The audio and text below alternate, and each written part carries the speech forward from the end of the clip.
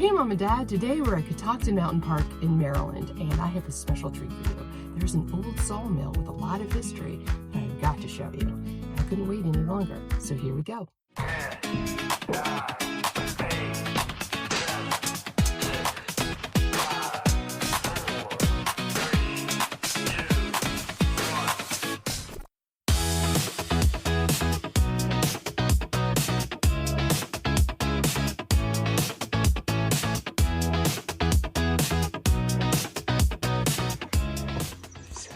The dam.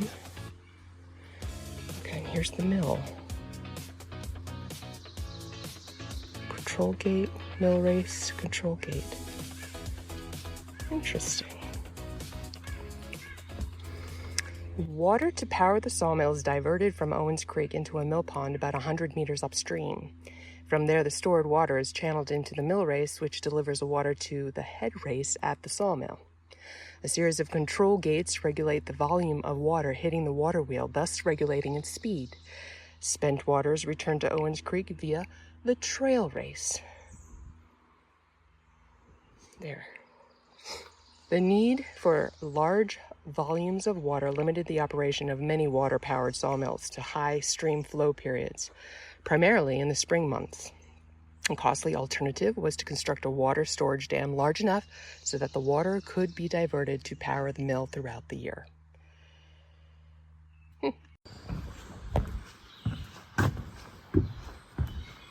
They have this beautiful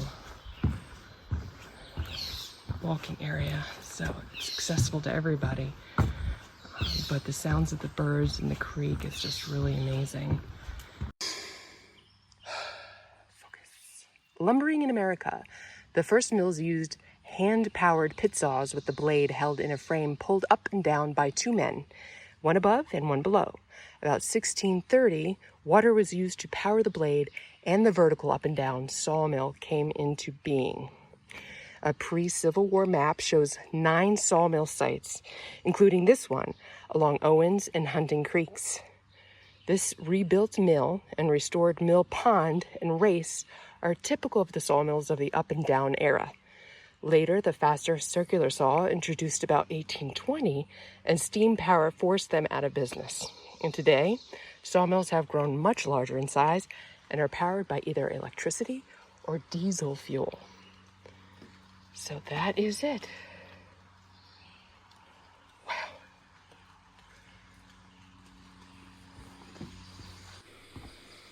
Can you believe it? Before chainsaws, before diesel engines, before electricity ever reached these mountains, water was the power source that built America. Along Owens Creek, entrepreneurs who owned forested land and just enough money to take a risk built sawmills like this one. They were family businesses, often passed down through generations, turning timber into the planks that built homes, barns, and entire towns. Some of that lumber didn't even stay in the country. It was shipped overseas.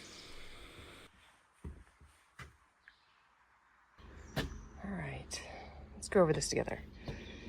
Sawing a board. As the sash holding the blade moves up and down, connecting levers at the top move a metal bar or a ratchet. This ratchet engages teeth on a ratchet wheel and pushes the wheel forward with each stroke. Wooden teeth on the shaft of the turning ratchet wheel engage cogs on the underside of the carriage. The carriage and the log are then pushed along wooden rails, advancing it to the saw blade. The carriage is returned for another cut by manually turning the ratchet wheel backward or by pulling a press pulley against it. And the press pulley is in turn powered by the tub wheel underneath.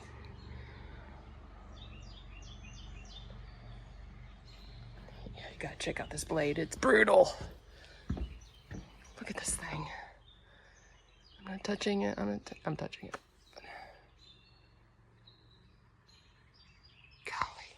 Could you imagine?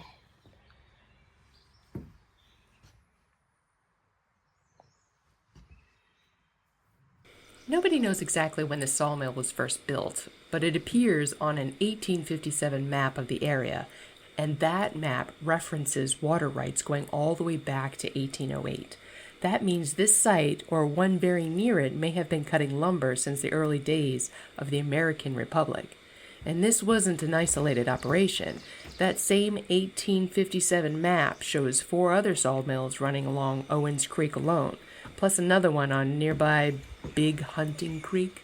This entire mountain was quite literally an industrial landscape, just one powered by falling water instead of fossil fuels.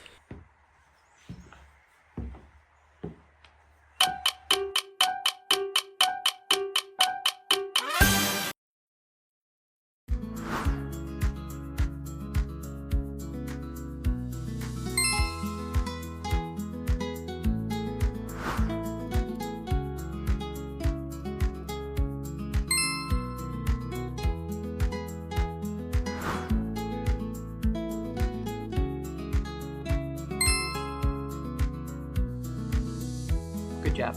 Good job.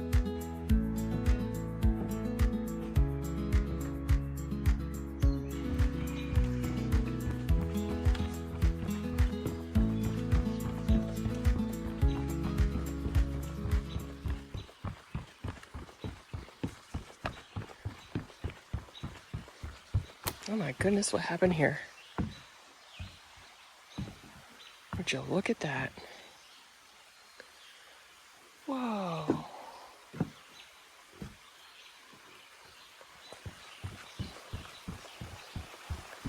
That's a funky tree. Ah, do you hear that?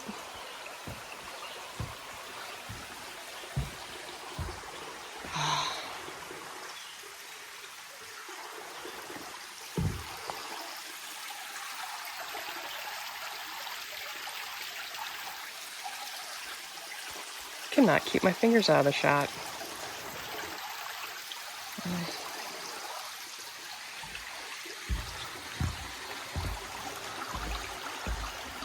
A lovely walk. My goodness.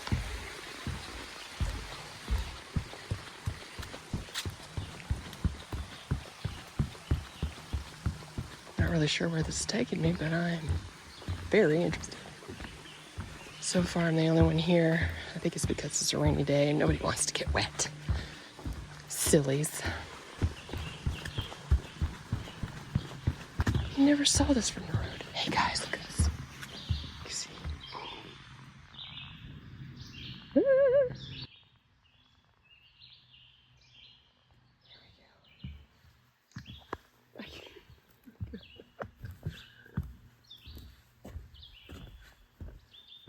Okay, so where are we?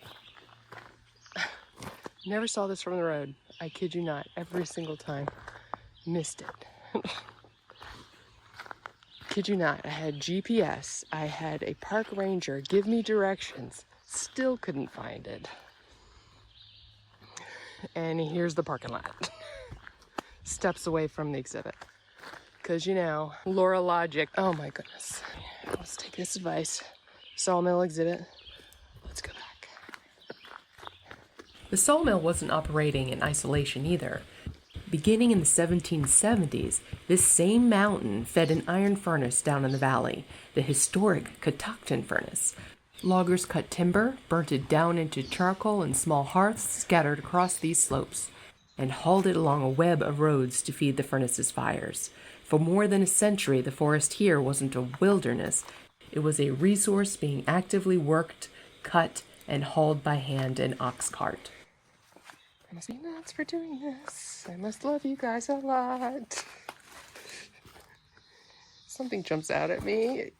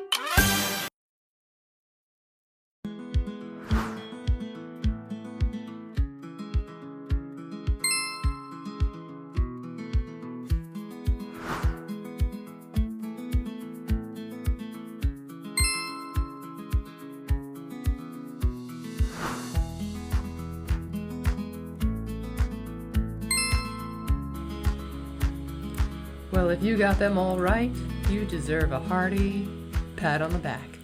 Good job. Well, I'm hearing the rain coming down, so it's probably time to pack up and move them out. And here you go. Oh, before I let you go today, there's something else I want to share with you, and I think you're going to really like it. This is a tidbit. The original sawmill here is long gone, but in 1971, the first Youth Conservation Corps crew at Catoctin spent the summer researching and rebuilding it from the ground up. More than 50 years later, in 2024, a new crew returned to restain this very boardwalk. The story of this mill isn't just about the past. It's still being written by the people who care enough to preserve it. Thank you. To see one of these up and down sawmills in action, please visit ledyardsawmill.org in Ledyard, Connecticut, a valuable resource I found during my research. It is the last operating example of the exact technology at its original site, featuring its original 19th century saw and water turbine. The link is in the description below. Thank you for watching. Until next time. I love you, Mom and Dad.